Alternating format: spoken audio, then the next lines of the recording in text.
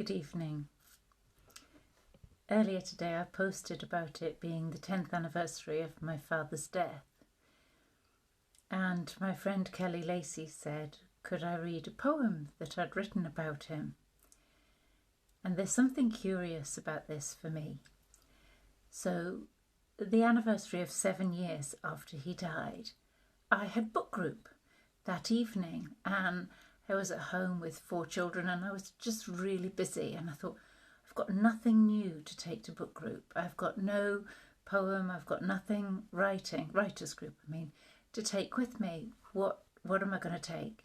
So I sat down and wrote this poem. And because I was so busy that year, I didn't particularly notice.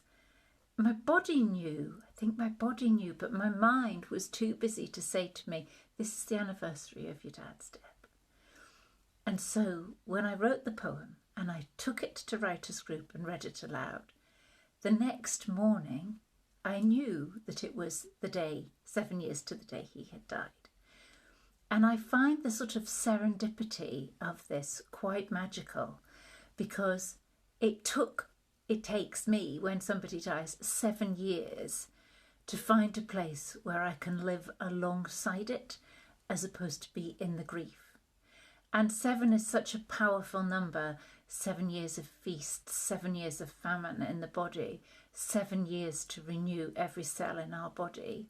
And maybe the renewing of the cells in our body is partly why after 7 years the cells are no longer there aren't any cells holding that memory in the same way.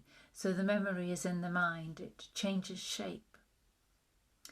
Anyway, Kelly asked me to read the poem because we then went a few months later to a stand-up, and she said she would come with me. And I read this poem that I had written then, and I'm going to read it now. And I've called it Dad. Rasping breath, rattling lungs, hands grip the bed rail.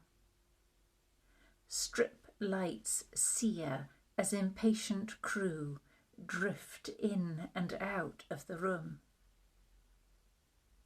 Go, I say, and sign.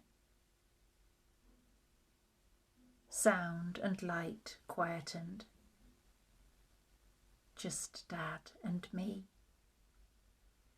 His jaw chews distress, eyes scattered. I offer sips of water, gentle words, Marla. He finds me, beseeches me with 2 mutters, as if something needs to be said. I place a hand against his cheek. I know, I tell him.